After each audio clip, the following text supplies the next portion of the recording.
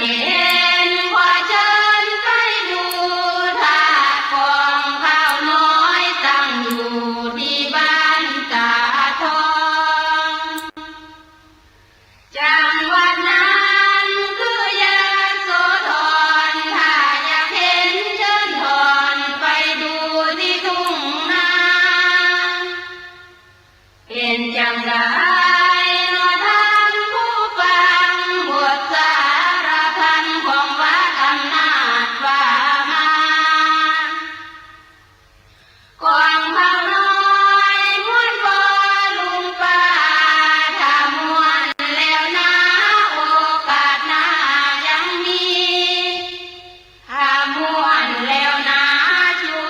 ปรบมือให้พวกฉันที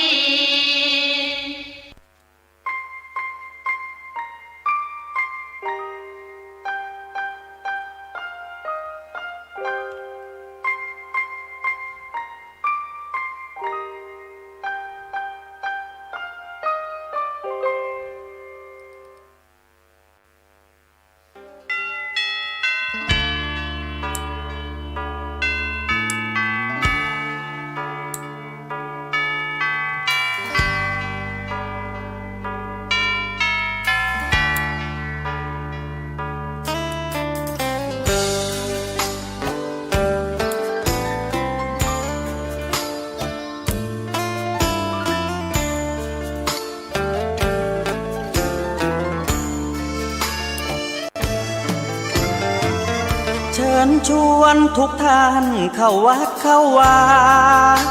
ฟังธรรมะจากหลวงตาเสริมชีวาให้สุขสดใสยึดมั่นหลักธรรมคำสอนไว้ให้ขึ้นใจความดีรีบทำกันไว้หญิงชายอย่าได้นายนี้เชิญชวนทุกท่านเข้าวัดเข้าวาทำบุญด้วยจิตศรัทธาผลบุญพาให้เราสุขีจะทำการใดนำใช้ในสิ่งดีดีทำบุญให้ทานวันนี้ไม่มีใครว่าใครชังสมัยก่อนประทับใจปู่ย่าตายายวันพระไม่เคยเบื่อหน่ายจำได้ไม่ลืมสักครั้งเหตุใดวันนี้มีคนเข้าวัดน้อยจังอยากให้เหมือนก่อนอีกครั้งฝากความหวังกับคนรุ่นใหม่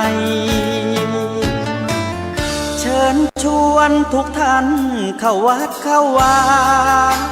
รับศีลรับพรหลวงตาเสริมคุณค่าให้กับจิตใจกระทำความดีเรื่องนี้ไม่ต้องอายใครว่างจากการงานเมื่อใดเชิญชวนท่านไปทำบุญ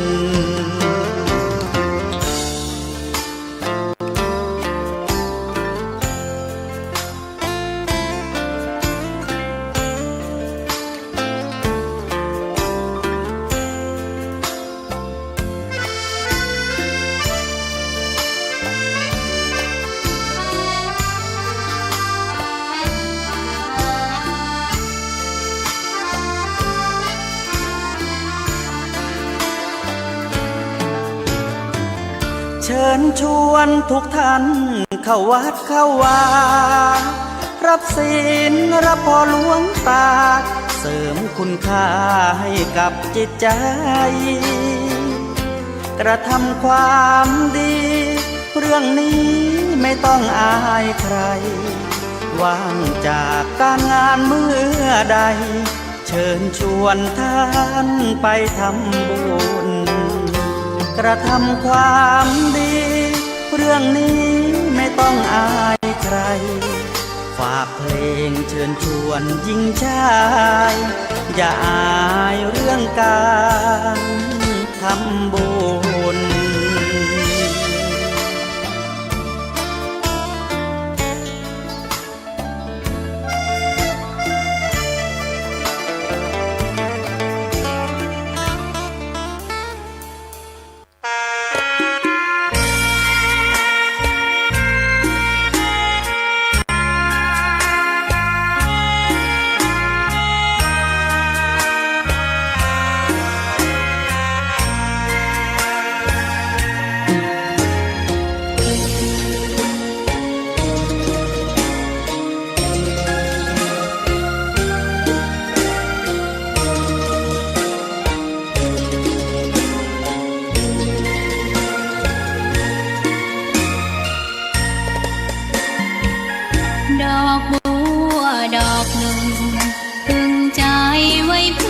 บูชาแด่องค์พระศาสดาสัมมาสัมพุทธเจ้ามีความงามเงียบไม่เปรียบเทียบเขาเทียบเราใครมองไม่งามช่างเขาแต่เจ้าก็คือดอกบัวด้วยความสัตย์ซื่อยึดถือความดีเป็นหลักใครรักไม่รักก็ไม่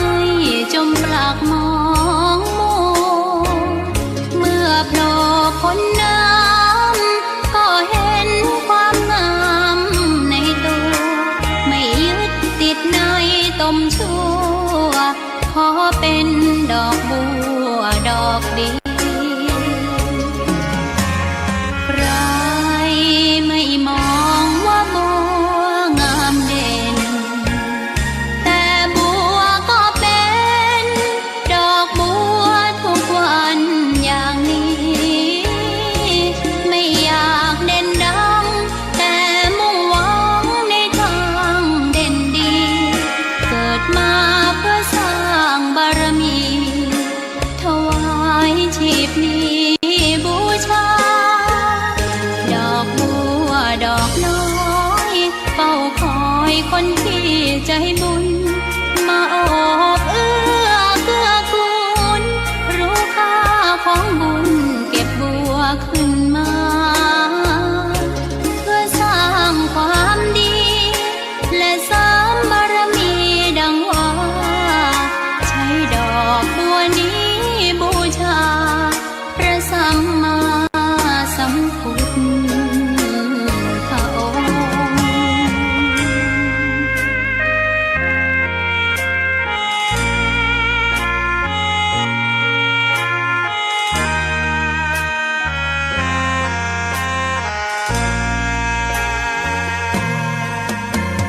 ใครไม่มองว่าบัวงามเด่นแต่บัวก็เป็นดอกบัวทุกวันอย่างนี้ไม่อยากเด่นดังแต่มุ่งหวังในทางเด่นดีเกิดมาเพื่อสร้างบารมีถวายชีพนี้บูชาดอกบัวดอกน้อ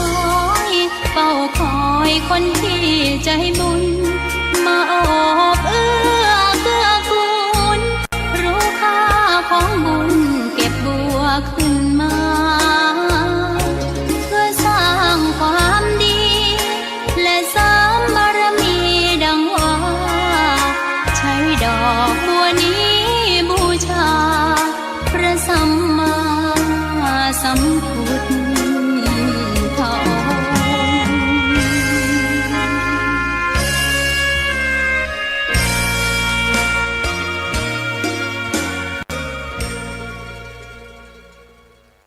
ขอนอบน้อ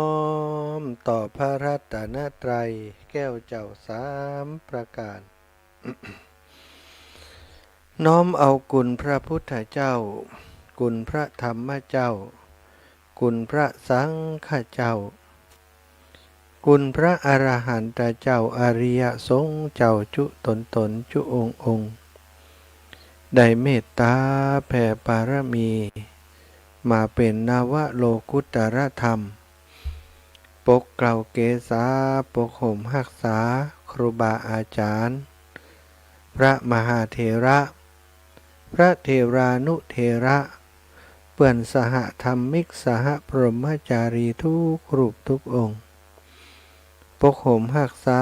ศรัทธาสาธุชนคนดีเท่าแก่อีป่ออีแม่ตั้งหลายทุกท่านทุกคนที่ติดตามรับฟังรายการสารธรรมยามค่ำรายการค้นหาเพชรเม็ดงามต่างวงการพระสงฆ์เผยแผ่พระพุทธศาสนาจังหวัด8 จังหวัดภาคเหนือในนามคลื่นสีขาวเพื่อชาวประชา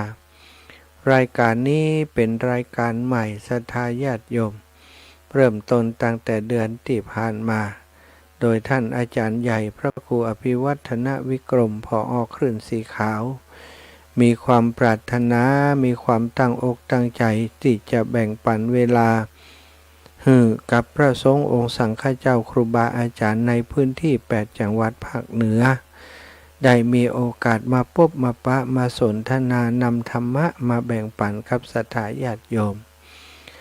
ซึ่งครูบาอาจารย์ได้เมตตามอบหมายภาระธุระตรงนี้อัตมาภาพพระมหาสมชาติชาตปัญโยได้ทำการค้นหาได้เสาะหาได้จวนได้นิมนต์ครูบาอาจารย์ในพื้นที่จังหวัดภาคเหนือของเฮาเชียงใหม่ก็ดีเชียงรายก็ดีลำปางแล้วก็เมืองน่านเมืองแปะเมืองน่านตอนนี้ก็กำลังประสานงานกับหลายพื้นที่อยู่เนาะสถาแต่ว่าก็ได้มาส่วนหนึ่งละเมืองน่านเพิ่นส่งชื่อมา3รูปก็ได้ติดต่อประสานงานไปแล้ว2รูปติดศรัทธาญาติโยมได้ฟังกันเดือนต่อไปก็จะล็อกเวลานะท่านอาจารย์พระครูอภิวัฒนวิกรมผอ.คลื่นสีขาวก็อยากให้อาตมา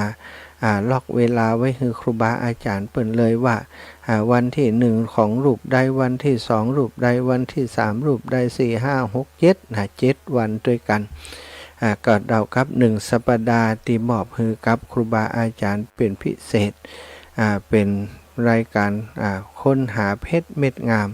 ในการเผยแพร่เพื่อจะได้มีครูบาอาจารย์อยู่ประจำพื้นที่จังหวัดต่างๆเป็นผู้นำกินนำตาลเป็นผู้นำบุญเป็นที่พึ่งของศรัทธาญาติโยมคลื่นสีขาวในพื้นที่จังหวัดนั้นๆเนาะเพื่อศรัทธาญาติโยมดิต่างเมืองแปะเมืองน่านโอ้ครูบาอาจารย์ของเฮาก็จัดรายการตัวนักคลื่นสีขาวเนี่ยจะได้ชวนกันฟังครูบาอาจารย์จะได้มีกำลังใจในการพัฒนาด้านต่างๆเนาะ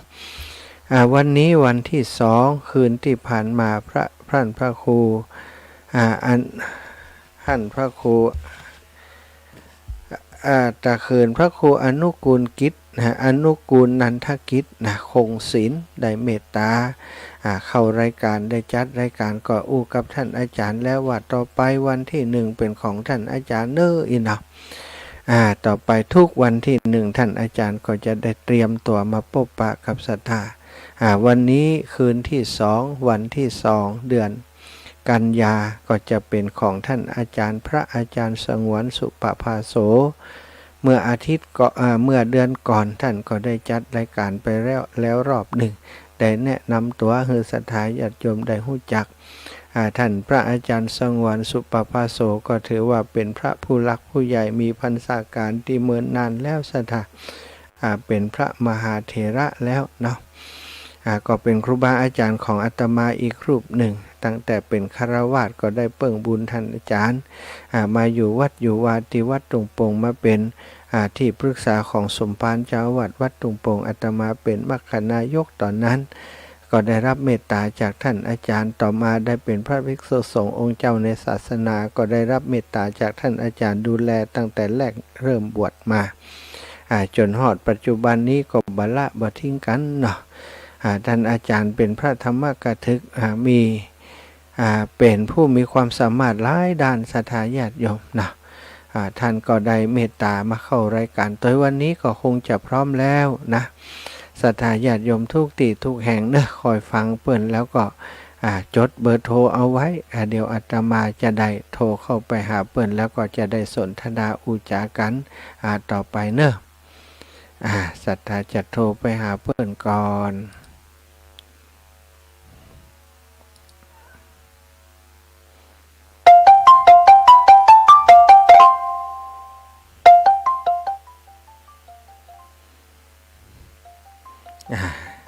ท่านอาจารย์พร้อมแล้วยังแห่งคอยฟังเพื่อนแล้วก็ถวายความเคารพกับท่านอาจารย์ท่านอาจารย์นั่นปิดอันอย่างก็เฟซบุ๊กจ้ะท่านอาจารย์ปิดก่อนเด้อถ้าฟังไปโดยมันจะกล้องท่านอาจารย์ปิดเสียงก็ได้ครับปิดวิทยุละปิดเตียนวิทยุนะครับเนี่ยครับปิดไปแล้วเนาะถวายความเคารพครับท่านอาจารย์ อ๋อครับวันนี้ก็ครับ เป็นวันที่2เนาะของเดือนครับกันยาครับเขาก่อนนี่จำมาได้ว่าท่านอาจารย์เข้าวันที่เท่าใดเนาะแต่ว่าได้วันเข้า เด็กเป็นกีฬาได้เข้ารายการไปตัวครั้งหนึ่งแล้วนะตะกี้ก็ได้อูจากับศรัทธาญาติโยมไปที่ท่านอาจารย์ก็คงได้ฟังตัวไปวันนี้ก็จะเป็นอีกวันหนึ่งที่ท่านอาจารย์ได้เมตตารับนิมนต์แล้วก็มาจัดรายการโดยเกล่าวกับผมเนาะก็จะมอบเวลาจากนี้ไปจนถึงพุ่นนะเนอะ22 นาฬิกานะก็จะก่อนจะถึง22 นาฬิกาประมาณสัก21 นาฬิกา56 นาทีนี้ท่านอาจารย์ก็ลารายการบอกศรัทธาญาติโยมฮื้อศีลฮื้อปอนประมาณ21 นาฬิกา57 นาทีนี่อันตั้งสัญญาณวิทยุเพิ่นจะตัดเข้าอันสปอตของแต่ละสถานีเนาะฉะนั้นก็ท่านอาจารย์ก็บริหารเวลาเองเลยครับตั้งแต่บัดเดี๋ยวนี้ไปจนถึงพุ่น22 นาฬิกาจบรายการก็ฝากความเมตตาท่านอาจารย์บัดเดี๋ยวนี้จะเรียนปรึกษากับท่านอาจารย์ว่าเอาเป็นล็อกเป็นวันที่เอาครับอาจารย์ครับเขาว่าตั้งเมืองน่านนี่เปิ่นเอาวันที่1รูปเนาะวันที่1ของท่านอาจารย์ได้วันที่2ไปเลยเนาะครับเนาะเอาวันนี้ก็ได้เนาะครับเอาทุกวันที่2อีเนาะอาจารย์เนาะครับทุกวันที่2ของเดือนก่อนพบปะกับท่านอาจารย์21ถึง22 นาฬิกาครับครับวันนี้ถวายความเคารพกราบเมตตาท่านอาจารย์พบปะศรัทธาญาติโยมยาวไปเลยเนอะครับเนอะครับผมถวายความเคารพครับก็ขอ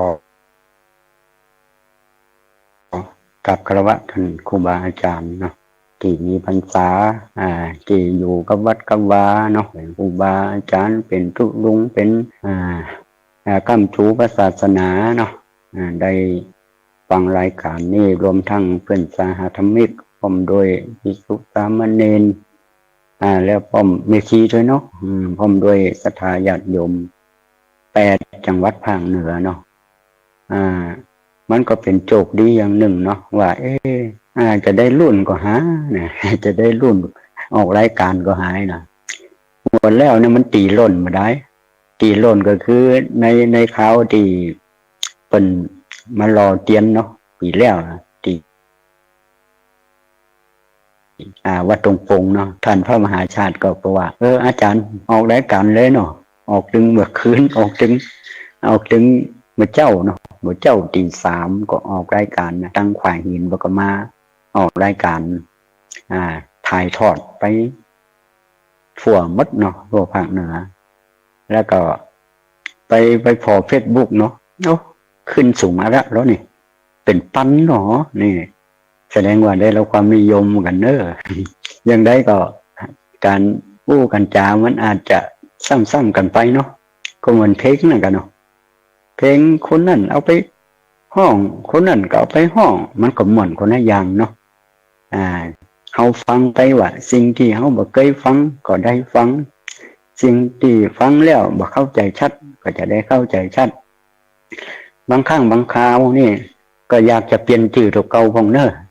ถ้ามันบัดเดียวนี่ก็มันนึกในใจว่าเฮาจะเปลี่ยนชื่อรายการชื่อแจ้นตัวเก่าว่าจะได้นะมันนึกมาคิดอย่างกำถ้าว่าเป็นทุเจ้าเฮาก็เป็นเจ้าอาวาสถ้าจะว่าทุลุงมันก็เกินทุลุงไปแล้วนะเกินทุลุงไปละทุลุงนี่หมายความว่าแก่กว่าแม่แก่กว่าพ่อเขาเรียกว่าทุลุงมันเลยทุลุงไปละก็เลยว่าเป็นครูบาที่กว่าหาเนาะครูบานี่หมายถึงว่าถ้าเป็นเชียงตุงนี่มันจะ30 พรรษาขึ้นอาตมาภาพก็31 พรรษาละถ้าไปอยู่เชียงตุงก็แต่งตั้งเป็นครูบาแล้วเนอะแล้วก็เลยว่าแทนตัวเขาบอกครูบาธรรมดาก็แล้วกันนะครูบาธรรมดานะบ่ใช่ใส่อันนั้นเด้อธรรมดาก็คือเคยญาติอย่างใดก็ญาติอย่างนั้นน่ะแต่ก็มีความตั้งใจเนาะมีความตั้งใจทั้ง4 ประการด้วยกัน1เผยแพร่2อนุรักษ์3ส่งเสริม4พัฒนาเผยแพร่ก็หมายคือว่าอันดับแรกก็เหมือนกับออกสถานีนี่แหละ เผยแพร่ความรู้ที่ตัวเองได้ห่ำเฮียนมาผ่องจากเป็นสามเณรเนาะตั้งแต่เป็นขยมมาแล้วเนาะเป็นขยมเป็นสามเณรไปเฮียนถึงนักธรรมเฮียนถึงบาลีเนาะตลอดไปเป็นพระเจ้าน่ะเป็นพระเจ้า2 รอบนะเนี่ยเป็นพระเจ้าครั้งแรกนี่ก็เป็นเน้นเป็นขยมปีเป็นเน้นเก้าเป็นพระเจ้าแห่งเก้าก็ซื้อขาลาเพศไปบัดเดี๋ยวนี้มาบวชก็ได้31 พรรษานี่ก็เลยนึกในใจว่าบางปู่บางคนก็มาถามว่าอาจารย์ใครฮู้ว่าคำว่าครูบาเนี่ยเปิ้นเอาอย่างมาเป็นหมอกฮะนี่นะก็เลยบอกเพิ่นว่าถ้าเป็นภาคอีสานนี่คนใดบวชวันนี้น่ะเขาเรียกว่าครูบาไปถึง5 พรรษานี่เพิ่นเรียกว่าครูบาหมดอ่ะถ้าเอาไปภาคอีสานไปห้องครูบาเนี่ยไปดีใจนะจะไปดีใจเพิ่นว่าพระบวชใหม่ถ้าว่าเกิน5 พรรษาแล้วเป็นว่าอาจารย์แต่ถ้าเจียงตุงนี่เพิ่นจะเอาพรรษาว่าได้30 พรรษาเพิ่นก็ห้องเป็นครูบาเนาะก็เลยว่าปฏิปทาต่างๆเฮาก็เอาปฏิปทาของท่านครูบาศรีวิชัยแต่ก็ไว้เทียบเพิ่นบ่ได้หรอกเพราะว่าเฮานี่ขอ1 ในล้านของเพิ่นก็แล้วกันเนาะในความดีของเพิ่น1 ในล้านนะแต่การตั้งใจสมัยเก่าที่แม่อาจารย์พรรษานักเพิ่นก็ห้องครูบาหมดอ่ะครูบาเป็งครูบาดวงครูบาลือครูบามหาวันก็เฮาก็ได้พรรษาเหมือนกันนะก็ห้องครูบาเนี่ยครูบาธรรมดาก็แล้วกันหรือว่าครูบาสงวนเนาะถ้าจะห้องอาจารย์เฮาก็จะเป็นอาจารย์สอนไหนเนาะนั่นหนุ่มอาจารย์นั่นหนุ่มเดี๋ยวกี้ติฟังวิทยุเหมือนกันเพิ่นว่าต่อไปคนเกิด24เนี่ย24ปลายน่ะ2499เนี่ยจะมีละเฮาก็ใช่จะมีเหมือนกันน่ะเพราะเฮาเกิด2499นะอันดาพานของเมืองนั่นน่ะ68 ปีแต่ถ้าอู้ถึงการว่าครูบาสงวนเนี่ยครูบาธรรมดาเนี่ยเคยไปอย่างพ่องมันก็มีสมัยเก่าเนาะสมัยเมื่อเป็นพระเจ้าหนุ่มนี่จะเท่าความมีท่านพระครูปฏิภาณธรรมทินน่ะกับท่านพระครูไพบุญเนาะพระท่านมิตรดีเนาะเปิ่นก็มีพระเป็นมีชื่อเสียงทั้ง2 รูปอ่ะที่เคารพนับถือคุ้นเคยกันมากเลยเนาะเปิ่นก็ชวนไปอบรมที่วัดชนประธานรังสิตเนาะอำเภอปากเกร็ดจังหวัดนนทบุรีของหลวงพ่อปัญญานันทภิกขุไปอบรมเป็นเดือนน่ะแล้วเปิ่นก็ไปที่สวนโมกจายานะสวนโมกจายาตอนนั้นหลวงพ่อพุทธทาสเปิ่นยังอยู่เปิ่นยังมีชีวิตอยู่เนาะก็ได้ไปอบรมกันช่วงนั้นเปิ่นก็เลยว่าพระที่เป็นอบรมน่ะเพิ่นบอกว่าที่เป็นพระพิธีกรเพิ่นว่าต่อไปนะมีญาติโยมมาคล้ายๆว่ามาทำบุญตอนเจ้าเนาะมาตักบาตรพระเจ้าต่อไปจะให้พระเหนือสุดของประเทศไทยมากล่าวสัมมุริยกถาตอนนั้นหลวงพ่อตุลุงเฮาเพิ่นถ้าเป็นเดี๋ยวนี้เพิ่นขยันนี่เหมือนกันน่ะแล้วก่อนเพิ่นก็เพิ่นบอกว่าอันนี้ไปกับหลวงพ่อล้วนก็เลยตึกอาตมาพามากะมันไปไหนมันได้แล้วนะก็ว่าไปต่ำนั่นนะว่าไปนั่นก็สนใจเรื่องธรรมะธรรมโมของเปิ่นตั้งแต่เป็นสามเณรมาเนาะเรื่องการนี้ก็คือสมัยเก่านั่นมันที่ไปอบรมวัดชนประธานรังสิตเนี่ยหลวงพ่อพยอมยังมีชื่อเสียงเลยนะเปิ่นมาวัดชนประธานรังสิตเนี่ยกำลังมีชื่อเสียงยังไม่ได้ออกอย่างเต๋อยังออกเทปยังเรียกออกเทปเต๋อช่วงนั้นแล้วก็เลยมาตอนเฮานุ่มก็สอนพุทธศาสนาวันอาทิตย์นะแล้วก็สอนสามเณรพ่องข้างหลังนี่ก็ตามอายุเนาะก็ได้ไปอบรมตอนนั้นอยู่พระธาตุสีจอมท้องเมื่อ41เนี่ยเพราะพระวิทยากรของจังหวัดลำปางยังบ่มีก็เปิ้นก็บังคับให้ทางข้าราชการเนาะข้าราชการที่ตำแหน่งสูงๆน่ะตอนนั้นก็มีศึกษามีอย่างสภาสเปนมาอบรมที่วัดพุทธสันติเวชนะที่อำเภอเมืองลำปาง มันมีผอคนหนึ่งนะแกไปพอนึกว่าอบรมจะอยู่ในที่ประชุมอันยิ่งใหญ่แท้ที่จริงเป็นหนุ่มขาวห่มขาวแก้มไปหันนักเดียอันนี้มันก็ส่วนปุ้งนะกันเนาะให้กันเลยว่าส่วนปุ้งแกจะใครไปอบรมเพื่อนก็บอกว่าถ้าอบรมมันเป็นยังไม่เซนว่าเหตุผลของการอบรมในที่สุดก็ต้องอบรมเหมือนเปิ่นนั่นก็ได้อบรมตำรวจหลายรุ่นด้วยกันเป็น40 รุ่นรวมทั้งท่านพระมหานพดลสุวรรณเมธีเนี่ยที่ของเจ้าคณะอำเภอวังเหนือปัจจุบันก็ได้ร่วมงานกับพร้อมโดยท่านผู้ประพัฒน์นะเดี๋ยวนี้ก็เป็นด็อกเตอร์เนาะด็อกเตอร์แล้วก็ได้ร่วมงานกันได้หลวงพ่อเพชรเพิ่งก็กลับไปสู่ภาคอีสานเนี่ยอบรมกันเป็น40 รุ่นก็ห่วนกันก็อยู่ในคือต้องแก้ความอดทนเนาะ4 คืน 5 วันอย่างต่างๆเนี่ยหลังจากนั้นก็แก่มาแล้วก็เลิกไปด้วยปริญญาอบรมพระมจรเห็นเนาะที่จังหวัดที่ว่าละกอนเนี่ยโรงเรียนวิทยาศาสตร์มาไปรวมไปเฮียนที่เมืองแปรเนาะเปิ่นก็มาอบรมที่วัดเกาะโรไอ้เฮาตนเดียวอันนึงเป็นพ่อครูเป็นสเปรดโอ้ยก็ผ่านไปด้วยดีตอนนั้นมากับมาเมื่อแกมาแล้วมันก็เหนื่อยเนาะมันเหนื่อยมันการเดินทางกันอย่างสเปรดนะก็เลยมาเอาทั้งพัฒนาป่าไม้ดีกว่าปลูกป่าปลูกอย่างกันไปเนี่ยบางทีวันนี้จะไปปลูกต้นกาหลงขาวในเขตระหว่างวังเหนือแม่ขันจานเนาะแต่ยังไม่ได้นัดวันเถอะแต่ต้นกาหลงขาวนี่เตรียมไว้ละเป็น500 ต้นแต่ยังไม่ได้เตรียมนัดกันเถอะทางกลุ่มทางเมื่อก็วันนี้ได้ยินข่าวว่าจะไปตัดหญ้าก็เป็นการลงข่าวตามประวัติของแม่กาขาวอันนี้ก็เกี่ยวกับประวัติย่อๆอย่างต่างๆนานาเนี่ยก็ก่อยอันนี้กันไปอย่างท่านพระครูอภิวัต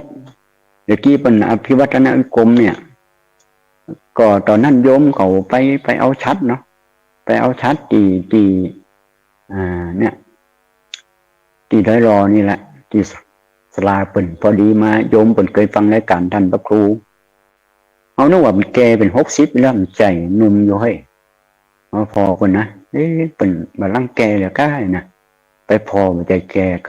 ำแล้วก็ไปเปิ่นก็ว่าไปถวายเนาะถวายปัจจัยอย่างต่างๆเปิ่นก็บอกว่า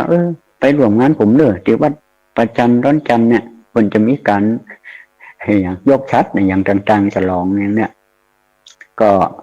ที่หลังเห็นสักเดือนก็เลยไปรวมเปิ่นได้รู้จักเปิ่นว่าเปิ่นเป็นคนเวียงกระเป้าเหมือนกัน เลยเป็นคนอำเภอเวียงเป้าเหมือนกันอำเภอเวียงเป้าเหมือนกันนี่ก็การที่ว่าก็เป็นโชคดีเนาะเป็นโชคดีอยู่ไหนเนาะมันโอกาสคือได้เกยกับท่านมหาสมชาติมาได้ถ้ามันได้ออกรายการนะได้ออกรายการนะมันเป็นวิหารหลวงนะเนี่ยต้องขอบคุณสตีฟจ็อบสตีฟจ็อบคือเป็นทำเกี่ยวกับเนี่ยโทรศัพท์มันอย่างต่างๆโน้ตซ้ำใจเงื่อนไขมันเป็นรวดเร็วทันใจอยู่ในเครื่องโทรศัพท์หมดเป็นอายุแค่59 ปีนะเป็นก็เสียชีวิตไปนะอันนี้ก็น่าเป็นอันนี้เหมือนกันแม้แต่ท่านววัชเมธีนี่เป็นยังสรรเสริญเนาะความตั้งใจของสตีฟจ็อบส์บางทีของครูบานี่ก็อาจจะเป็นของใหม่ของเป็นของเก่าเป็นผสมกันไปเนาะของเก่าเขาก็บละของใหม่เขาก็บะของเก่าเขาก็ละของใหม่เขาก็บะปฏิเสธเนาะคือมันไปด้วยกันนะไปด้วยกันตามสมัยบางครั้งบางคราวเขาก็บางอย่างนะมันก็พระพุทธเจ้าอย่างเรื่องกรมสูตรเนี่ยกรมสูตรนี่บางครั้งเนี่ยพระพุทธเจ้าเป็นตัดไว้เนี่ย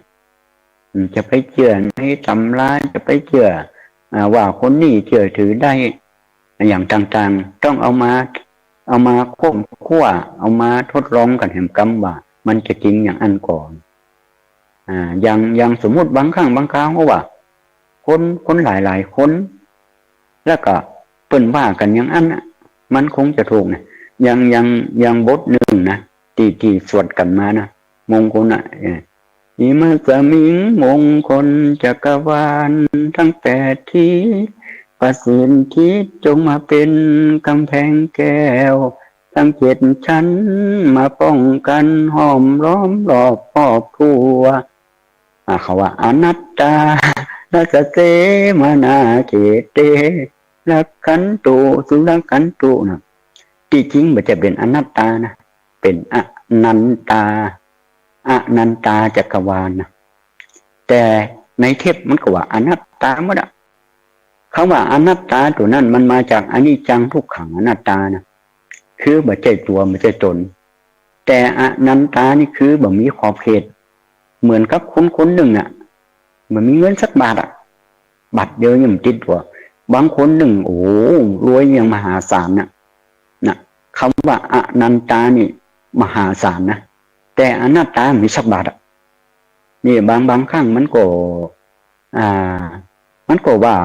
ว่ากันไปนะบางทีก็ยังที่กำแพงเมตตามกันนะเนี่ยบางทีก็อีมังบางทีก็อีทั้งมันก็ได้เหมือนกันนะอีทังตานะกัมมังนิพพานาปัจจโยอีทังศีลกัมมังอีทังภาวนากัมมังยังติจิกุสลังไปถึงเป็นว่าทุกขาปะมุนจันตุแต่บางปูจานว่าสุขาปะมุนจันตุถ้าแปลเป็นบาลีก็ว่าทุกขาปะมุนจันตุของข้าพเจ้าพ้นจากทุกข์แต่ถ้าสุขาปะมุนจันตุนี่ของข้าพเจ้าพ้นจากสุขนะบาลีนี่บางครั้งมันก็บางทีมันเป็นกรรมที่เขาจะต้องมาทำความเข้าใจกันทำกรรมน่ะเป็นถึงนิเฮียนมหานะนิเฮียนมหาหมายว่าแต่จากภาษาบาลีมาเป็นภาษาไทยเอาของที่มันปิดเปิดคือหันกันว่าอันนี้อย่างใดพระพุทธเจ้าเขานี่มันจะเชื่ออย่างง่ายๆนะเพราะว่าตอนที่พระองค์ทรงไปเป็นเจ้าชายสิทธัตถะเนาะไปหันคนแก่คนเจ็บคนตายพระองค์ว่าคนเฮามันแก่บ่ได้กะคนเฮามันเจ็บบ่ได้กะคนเฮามันตายบ่ได้กายน่ะฉันน่ะที่มันไปเถอะมันได้พระองค์เมื่อเกิดมามันก็ต้องตายแล้วมันมีอย่างจะทำให้มันตายได้ลูกความคิดมันมีถึงขนาดนั้นนะถ้าว่าพระพุทธเจ้าของเขานี่มีความเชื่อเหมือนกับคนอินเดียทั่วไปเขามีศาสนาพุทธแม่นก็เพราะว่ายังที่เขาว่าในประเทศอินเดียเนี่ยถ้าคนใดใกล้จะตายก็ต้องไปเอาไปทิ้งในแม่น้ำคงคาว่าแม่น้ำคงคานี่ไหลมาจากสวรรค์แล้วก็คนใดไปอาบไปกินไปอย่างนี้แม่น้ำคงคาจะได้ขึ้นสวรรค์พระพุทธเจ้าท่านมาได้มีความคิดอย่างนั้นชาติประเทศไทยเขาไปได้ขึ้นสวรรค์เนาะไปได้ขึ้นสวรรค์ว่ะเขาไปสร้างโบสถ์สร้างอย่างสร้างความดีบวชพระเป็กตุนี่ไม่ได้ไปสวรรค์อ่ะพระพุทธเจ้าคุณไปเชื่อแบบนั้นว่าพระพุทธเจ้าว่าถ้าแม่น้ำคงคาเป็นแม่น้ำไหลจากสวรรค์จริงถ้าคนไปอาบไปอันนี้พบหรือว่าตายแล้วก็ไปในแม่น้ำคาพระพุทธเจ้าท่านว่าถ้าอย่างนั้นหอยกุ้งปูที่มันอยู่ในน้ำมันคงจะไปสวรรค์แล้วเพราะมันอยู่ในน้ำหรอกทีนี้เป็นว่าถ้าคนเฮาอ้อนวอนอย่างอ้อนวอนขอให้ทุ่งหวยแล้วมันทีนึงคือได้ตามนั่นพระพุทธเจ้าคนบ่เที่ยวว่ามันบ่มาจากของทุกคนก็อ้อนวอนบ่อยากในตัวเองอยากจนกันมันก็บ่ใจเกี่ยวกับตัวนั้นมันเกี่ยวกับการบารมีของแต่ละคนฉะนั้นในจะได้เอามงคลของพระพุทธเจ้าเนาะที่เป็นมงคลคาถาที่2เนี่ยที่ว่าปฏิรูปเทสวาโสจะปุเพกตะปุญญาตาอัตตสัมมาปณิธิจะเอตัมมังคระอุตตมังเนี่ยหมายความว่าการอยู่ในประเทศอันสมควรการทำบุญไว้ในปางก่อนการตั้งตัวไว้ในทางที่ชอบเป็นมงคล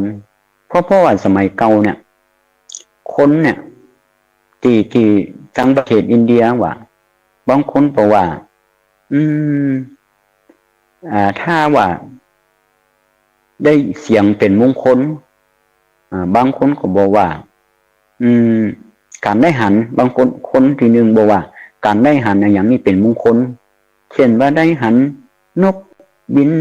ไปน่ะเป็นมงคลได้หันแม่ม้านก็เป็นมงคลนะแล้วมีคนโตว่ามันแน่เสมอไปบางทีก็เป็นหันสิ่งที่บดีก็มีฉะนั้นการหันอาจจะเป็นมงคลคนที่สองก็ว่าการได้ยินเสียงเช่นว่าสวัสดีเจริญศรีGood morning เป็นมงคลแล้วบัดเดี๋ยวนี้มันแปลกมากนะ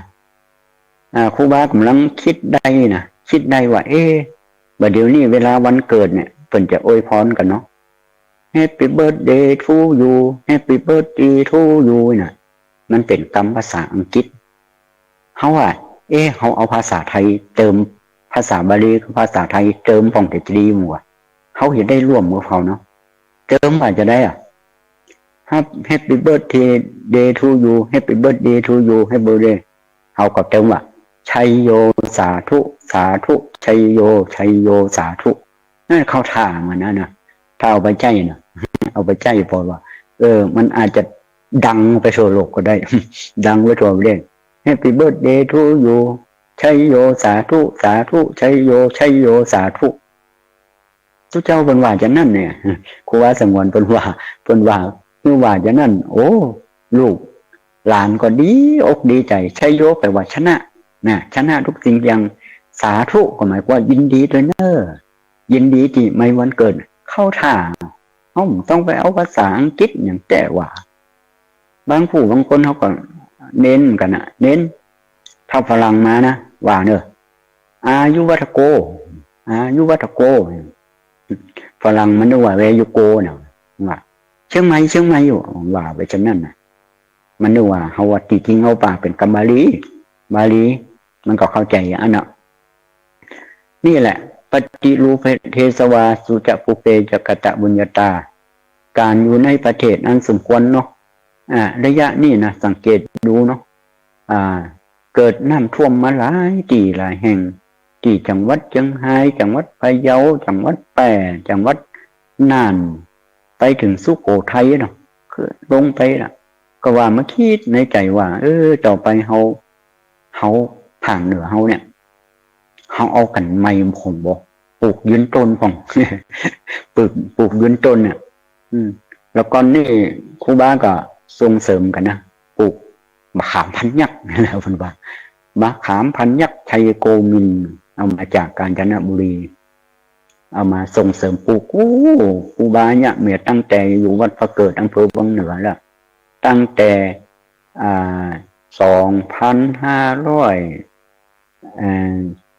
2547ตอนนั้นก็ส่งเสริมปลูกต้นยมหอมมาเป็นว่ามันดีกันเลยปลูกส่งเสริมปลูกไปก่อนเดียวนี้มันมีตัวอย่างนะกี่วัดผาแดงหลวงเนอะใครอยากจะหัวต้นยมหอมเป็นไงวัดผาแดงหลวงอำเภอเชียงคงนะจะมาลำปางเนี่ยต่อมาก็มานึกในใจดอกก่อนมันมีโทรศัพท์หรอมันก็มีอย่างว่านั่นน่ะใจหนังสือชอบอ่านหนังสือคนไทยวันนี้ส่วนมากบอกใครชอบอ่านหนังสือนะยันมาหิมตายใจบอกใครอ่านกันบางทีก็เขียนพิษถูกแต่ตัวเลขนี่ถูกกูตัวเนอะ มันจีนเรื่องคำดี16ถูกกูตัวแต่ภาษานี่ส่วนมากก็เขียนพิษถูกมันได้เขียนเนาะหนังสือพิมพ์ก็บอกใครได้อ่านอย่างเจ้าได้มันส่วนมากไงมันจะเป็นอย่างนั้นแล้วก็ทีนี้มามันเป็นแบบอยู่ในประเทศอันสมควรก็หมายความว่าสมกับหน้าที่เนาะเกิดน้ำท่วมนี่บางครั้งมันเขาว่ามันอาจจะมีต้นไม้ฮับไว้เนาะบางผู้บางคนว่าโอ้ถ้ามีครูบาอาจารย์ส่งเสริมเจ้าก็ติดหนี้ติดสินนะกะเจ้าก็ติดหนี้ติดสินน่ะถ้ามาเจียไปร้องขอเนอะน้องของอาตมาอยู่บ้านหนองยาวนะชื่อสง่าประเทศสวรรค์นะโอ้บะขามมี150 ต้นกันเนี่ย ปีไหนก็ได้หลายอยู่ อันนี้ก็ภูมิใจมากเนาะคือความลึกๆในใจก็อยากจะให้คนชนบทมีรายได้น่ะถ้าเรามีคนชนบทมีรายได้จะเป็นสิ่งที่ดีที่งามนะอยู่ในประเทศนั้นสมควรคือภาคเหนือเฮาดอกก่อนเนี่ยมันเกี่ยวกับไม้นะเอาไม้ส่งไปที่อื่นน่ะคนภาคเหนือเฮาเป็นเจ้าจ้างเจ้าอย่างต่างๆเนี่ยมันมาจากไม้หมดมาจากไม้แต่เดี๋ยวนี้เขาก็เปลี่ยนแปลงกันไปก็ทำให้อย่างเปลี่ยนแปลงไปกันนักเนาะอย่างที่เขาหันกันอยู่แต่เขามาเริ่มใหม่แม้แต่การปลูกต้นไม้ก็เหมือนกันปลูกกันไปหมหูกี่ปีมะคนที่ใจกล้าก็ใช้ไปคนที่ไปปลูกกลุ่มหันไปดูแลสักเตือแต่ครูบาไม่ได้นะครูบาต้องดูแลนะสังเกตที่โดยทางเนี่ยพระที่มีพระเจ้าเลี้ยงกันนั่นน่ะมันมีต้นพระเจ้าหาองค์เป็นร้อยกว่าต้นนะเป็นร้อยกว่าต้นภูมิใจมากที่ได้ปลูกบนดอยได้แต่บางที่มันก็ปลูกกันไปกันว่าปลูกตามประเพณีปลูกตามประเพณีแล้วปลูกตามโครงการแล้วก็ครูบาเนี่ยจะปลูกเป็นประวัติศาสตร์นะประวัติศาสตร์ก็เอาเรื่องที่เขตสารพีเนาะเชียงใหม่สารพีที่เป็นปลูกกันนั่นน่ะดอกต้นยางนาเนาะคนปลูกก็ตายไปแล้วนะแต่ต้นยางนายังอยู่ถ้าเขาปลูกต้นไม้แล้วเขาจะมามีคำว่าพัดพรากจากกันนะเขาจะมีคำว่าพัดพรากจากกันเพราะจะได้เพราะต้นไม้มันอายุนักกว่าเขาหรอกสมมติถ้าเขาเลี้ยงหมาเนี่ยหมางามหมาพลังเนี่ยมันจะต้องพัดพรากจากเขาสักวันใดวันหนึ่งเขาต้องเตรียมไว้นะเตรียมไว้ว่าเจ้าจะต้องพัดพรากจากเราไปในวันใดวันหนึ่งถ้ามันพัดพรากเขาแก่เขาต้องเสียใจนะคนบางคนนี่เสียทั้งของเสียทั้งใจเขาต้องเสียด้วยมันเพราะมันอยู่กับเขาก็ดูแลมันดีแล้วอย่างหลวงพ่อฤาษีลิงดำที่วัดท่าสูงเนาะจังหวัดอุทัยธานีวัดเปิ่นโอ้ใหญ่โตระโหฐานญาติโยมเป็นแสนเปิ่นก็วัดเปิ่นก็มีหมานักเนาะถ้าหมาตายปุ๊บเนี่ยมาบอกนี่หลวงพ่อหมาตายละหลวงพ่อบอกได้ดีละมันไปขึ้นสวรรค์ มันไปขึ้นสวรรค์ไปแล้วมันขึ้นสวรรค์ไปแล้วมันก็สบายใจนะเนี่ยญาติโยมทั่วไปเนี่ยบางทีมันเสียทั้งสองอย่างสมมติเราซื้อแก้วมาเนี่ยแก้วเขาอาจจะซื้อราคาแพงเขาต้องคิดในใจว่าแก้วนี่มันก็ราคาแพงอยู่เขาจะรักษามันเท่าที่จะรักษาได้แต่สักวันหนึ่งแก้วมันจะต้องจากเขาไปถึงเวลาแก้วนั่นถูกคนอื่นลักไปหรือว่าแตกเขาก็ต้องเสียใจเพราะเขาตั้งกาดไว้แล้วว่ามันจะต้องจากเขาไปวันใดวันหนึ่ง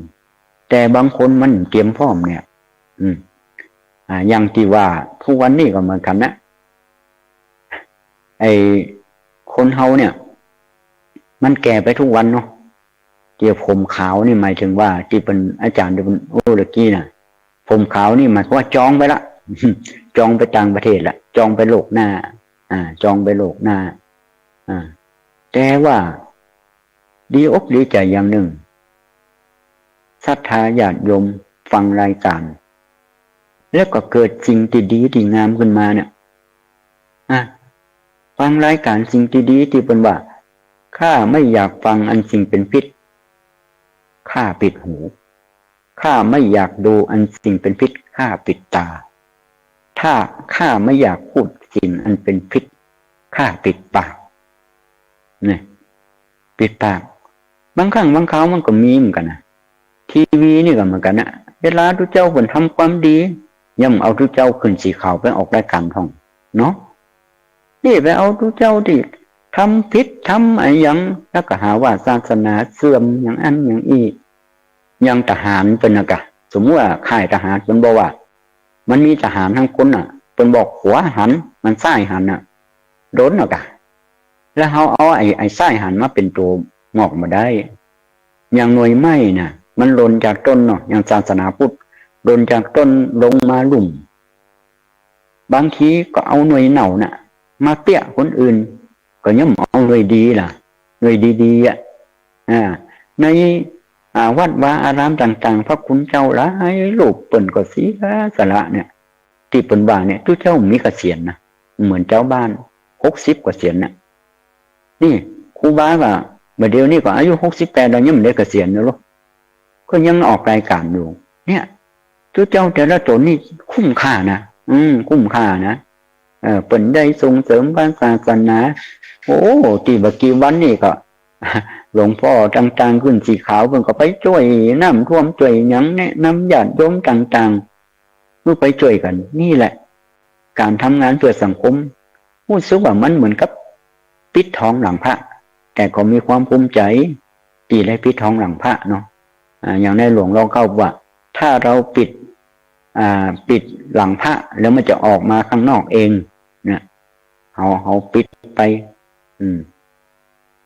เขาเนี่ยไปสักวันหนึ่งมันก็คงจะออกมาของมันเองเขาเนี่ยความดีเขาต้องไปหวังว่าคนนั่นจะสรรเสริญคนนี้จะนี่เขาต้องสรรเสริญเขาต้องต้องการคำนั่นแหละเหมือนเขามีตังค์เขาก็เก็บไว้คนเดียวเขาจะไปฝากคนอื่นบางทีมันอาจจะเอามาใจคืนผ่องมาใจคืนผ่องแต่เขาเก็บไว้คนเดียวเนี่ยเขาจะใจเมื่อใดก็ได้ถ้าเราได้ทำความดีแล้วมันก็เก็บอยู่ไว้ในใจเก็บไว้อยู่ในใจเขาตลอดว่าเราได้ทำความดีนะอย่างตัวอย่างง่ายๆว่าสมมุติว่าโยมพบาลเนี่ยตายหรือมาตายนี่มันก็ตายเหมือนกันเนาะแต่ทุกเจ้านี่เปิ่นว่าตายนะเปิ่นว่ามรณภาพทุกเจ้าตายมีทุกเจ้ามรณภาพแล้วก็ถ้าว่าวิญญาณออกจากร่างเนาะสมมุตินะโยมพบาลเป็นนั่งโต๊ะเนาะเป็นถามว่าเมื่อเจ้ามีชีวิตอยู่เจ้าได้ทำความดีอะไรไว้บ้างเขาจะตอบว่าอย่างไรนึกบอกออกในไปวัดใส่บาตรก่อนใส่สักเตือฟังธรรมก่อนไปฟังธรรมสักเตือเอาช่วยสังคมอย่างก่อนได้ช่วยสักอย่างเราจะเอาความดีอย่างไปบอกโยมพบาลนะเนี่ยทุกวันนี้ก็เหมือนกันนะถามว่าครูบาสงฆ์วันทำความดีนี่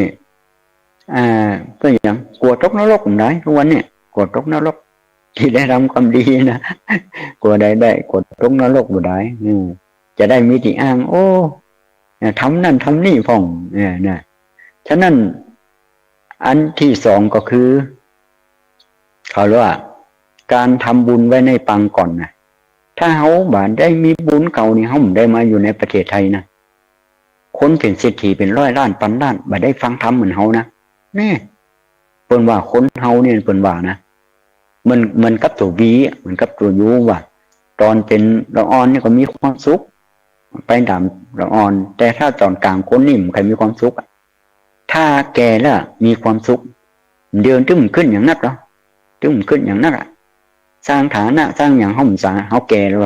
เขาแก่แล้วห้องขึ้นละขึ้นจะเอาสิ่งที่เป็นเขาว่าทานศีลภาวนาอย่างเดียวทุกวันนี้นะก็เอาอย่างเงี้ยเขาก็ได้ขึ้นนักตอนเป็นนุ่มมันยังขึ้นนักอยู่นะขึ้นนักว่าเวลาเขาแก่ไปเขาจะ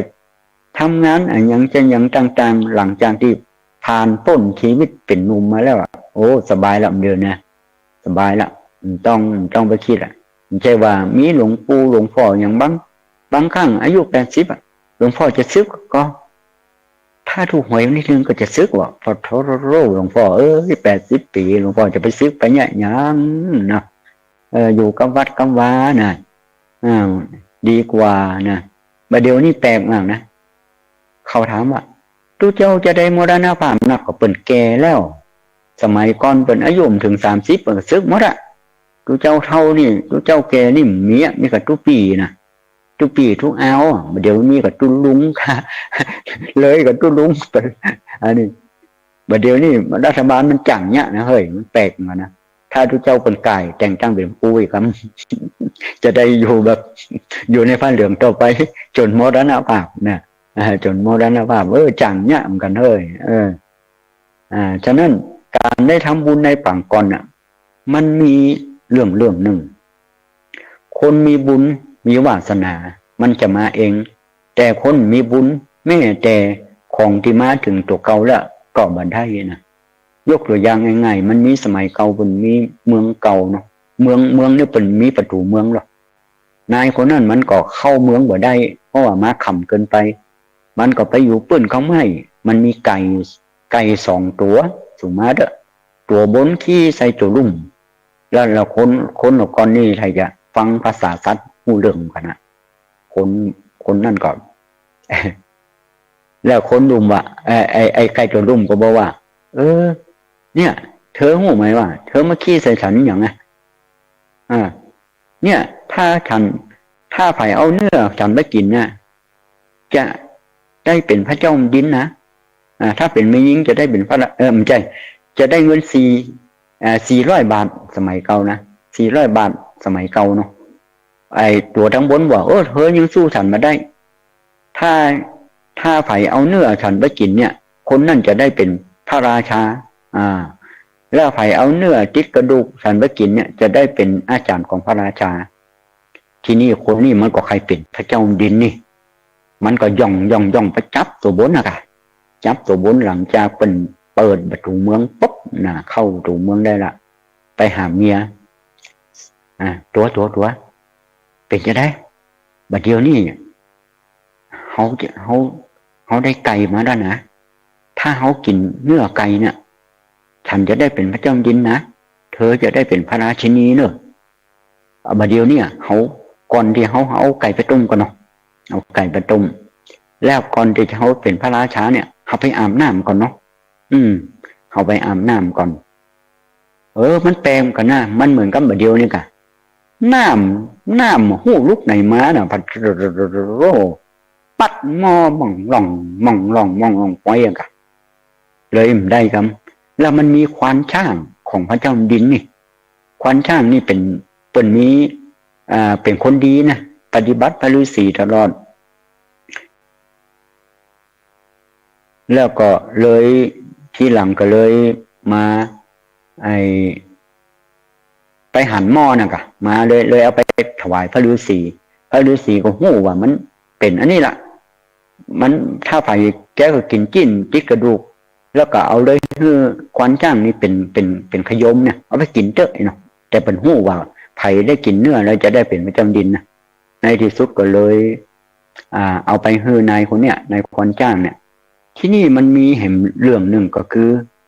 พระเจ้าดินนี่มีข้าศึกตีแห่งเมืองหนึ่งที่จะมาตีพระเจ้าดินแล้วพระเจ้าดินก็เลยปลอมตัวเป็นทหารธรรมดาเนี่ยแต่เอาเครื่องของเปิ้ลเครื่องย่องของเปิ้ลมาให้ควานจ้างไว้หลังจากพระเจ้าดินไปฮบไปศัตรูสวรรคตกะถูกศัตรูทำลายก็เลยสวรรคตโดยตายนั่นแหละแล้วก็ที่นี่เปิ้ลก็บ่มีลูกนะขาดพระเจ้าดินไปในที่สุดก็เลยเขาเจ้าเมืองคนทั้งหลายก็ว่าเนี่ยอย่างใดดีเขาเมืองเขาขาดพระเจ้าดินเนี่ยก็เลยมานึกได้ว่าตอนพระเจ้าดินเนี่ยไปก่อนจะไปฮบเนี่ยเปิ้นฝากเสื้อผ้าอย่างของพระองค์ไว้ให้ควานช่างฉะนั้นเขาจะต้องตั้งควานช่างเนี่ยเป็นพระเจ้าดินในที่สุดควานช่างเนี่ยก็ได้เป็นพระเจ้าดิน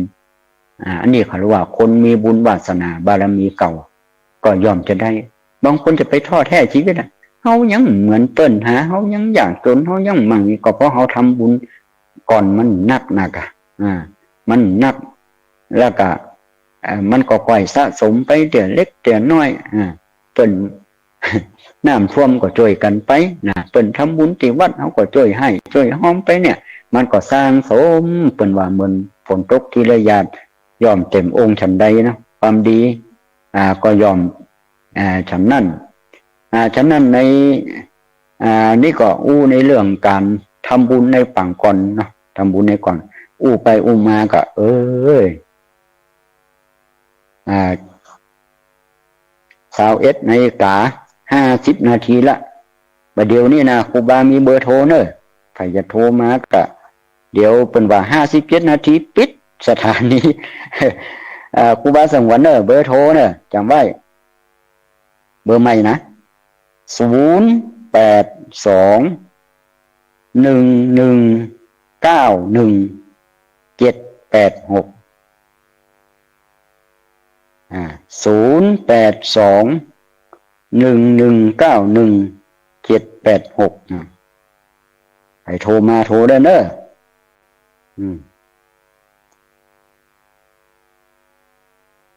อันนี้ก็เป็นเบอร์โทรผมหัวมันมีปัญหาอย่างหัวบักไม่ได้ออกเดี๋ยว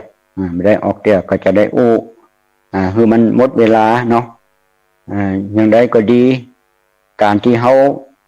เป็นชาวพุทธการตั้งตัวไว้ในใช้ทางที่ชอบตามอัตภาพของเขาเนี่ยก็เป็นสิ่งที่ดีงามเนาะเอาเป็นคนเฒ่าคนแก่ครูบาอาจารย์เปิ้นชวนไปวัดไปว่าไปทำบุญที่ไปภาคอีสานขนาดคนรวยเป็นหมื่นล้านแสนล้านยังได้ไปเหมือนเฮานะบางทีละก่อนเนี่ยกับป้าศรัทธาญาติโยม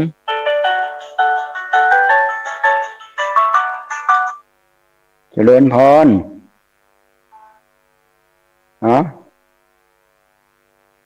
เจริญพรฮัลโหลเสียงมาชัดเนาะ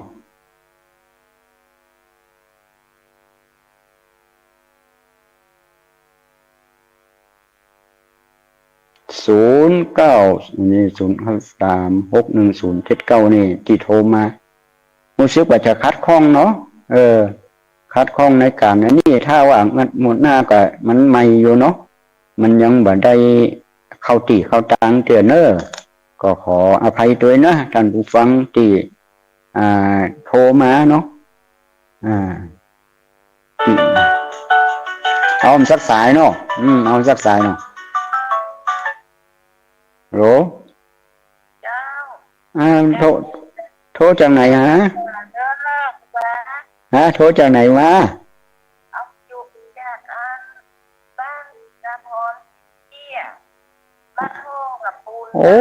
บ้านโฮงวันก่อนเนาะนี่ผมดีละเนี่ยเรียกว่าจะได้ออกรายการนะเนอะ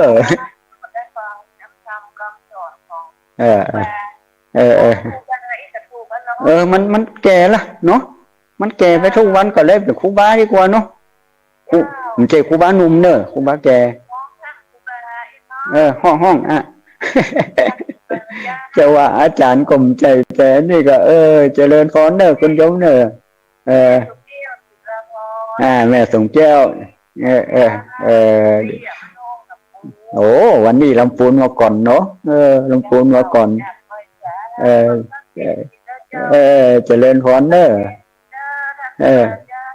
เดือนหนึ่งออกข้างหนึ่งเนอะวันที่2นะวันที่2คอยฟังเนอะ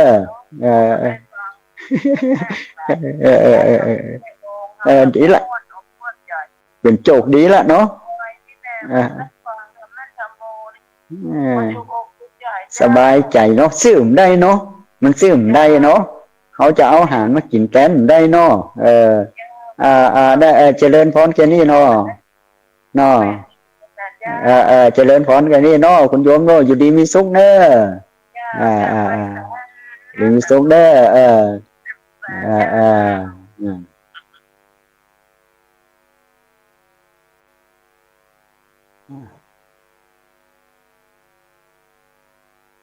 อสายต่อไปมีก่อ